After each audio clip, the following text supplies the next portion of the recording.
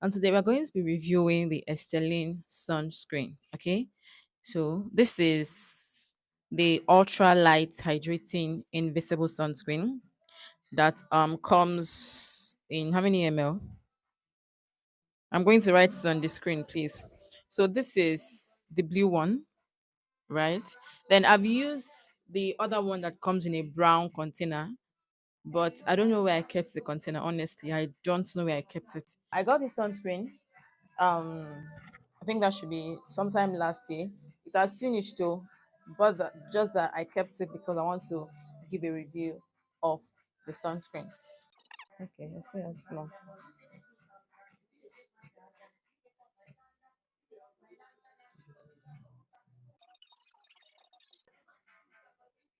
It doesn't leave a white cast. Okay, it doesn't leave a white cast. Now, this sunscreen is something anybody can use. It does not leave any form of white cast. It's not greasy. It readily absorbs onto the skin. Now, unlike the one that comes in a brown container, that one leaves a tint on the skin. It is actually a tinted sunscreen. It gives off this foundation feeling. If you are someone who is a makeup person, you will understand me better. It gives off this makeup effect on the skin, this foundation effect on the skin. So, if you are someone on the lighter skin tone, I feel that you're going to be benefiting more from that one because it is going to absorb easier in your skin than we that have black skin tones. I'm saying because I've used the both of them and I prefer this one, okay, because this one absorbs better into my skin. Now, this sunscreen says it is SPF 50 PA plus plus plus.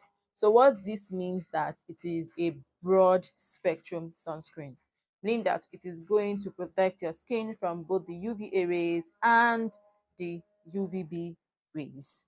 Okay, that is the meaning of this.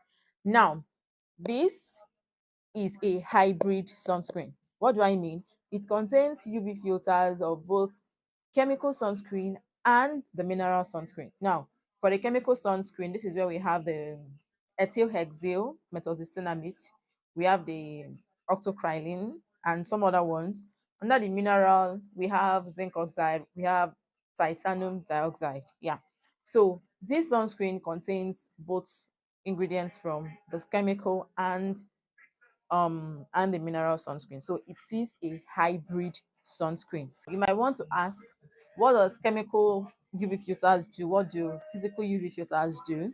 I'm going to be talking about that in a different video entirely, but just to give you an insight, okay, what chemical UV filters basically do is that they help absorb the sun's ultraviolet rays that are responsible for sunburn. Okay, so when they absorb these rays, it turns it into heat and then your body easily emits it. Okay, then for the mineral UV filters, what they actually do is that they create a barrier between your skin and rays. So they try to block the UV rays. So it bounces on your skin and goes back into the environment. It does not enter your skin at all. Okay? But the chemical UV filters converts that UV rays to heat and then your skin emits it. This is how your sunscreen works. It depends on the one you have. But this particular one contains ingredients both for the chemical and for the mineral. So mineral also can be called a physical sunscreen. Okay, now let's talk about how effective this sunscreen is. Is it really an effective sunscreen? Is it really a sunscreen you say, yes, once I buy the sunscreen, I'm going to be getting an optimum result? Now, when I'm reviewing products, I like judging products based on their ingredient listing. Like, because there is actually a law that guides these skincare brands. Every brand is expected to um be truthful with their ingredient listing, right? So I judge based on the ingredient listing. Now I'm going to show you an ingredient listing of both this one and the tinted sunscreen on the screens. Now, if you know how ingredient lists are written, they are always written in descending order. What do I mean? The ingredient that is more concentrated in that product is always among the first ones. Okay, then as the list goes down and down, like it goes down to the least effective in that particular product. Now, if you go through the ingredient listing, you will realize that you'll see more of emulsifiers, stabilizers, moisturizing ingredients, right? Before you even get to see the UV filters.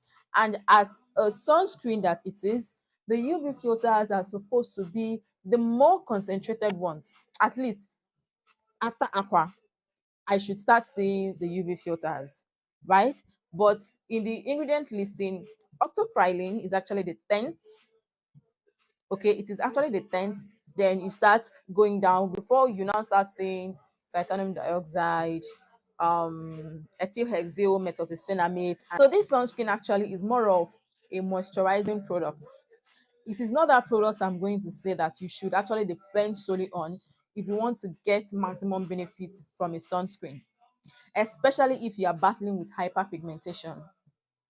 I'm not going to advise you to have this sunscreen as your only sunscreen. No. Now I will tell you how I use this sunscreen. I have my main sunscreen. Okay. Then I use this sunscreen when I'm indoors. I used to use it for reapplication, but I noticed that my skin was not really getting on the brighter side, because one thing you have to know in skincare is that even if you have all the brightening products, all the lightening products, right, to help with your hyperpigmentation and the rest, but your sunscreen is not giving you that maximum protection, you will not see that brightening effect on your skin. That is one thing you have to understand when it comes to sunscreen. So that is why it is said, even if you want to so cut down on your skincare products, right? You can go for the very, very affordable or cheap products, from your cleanser to your moisturizer. But when it comes to your sunscreen, please do not try to cut anything, right? Make sure that you are buying a very good sunscreen that you can trust. Okay, good. So now I'm going to advise that if you must have this sunscreen, whether this one or the tinted sunscreen, please let it just be a sunscreen you use indoors.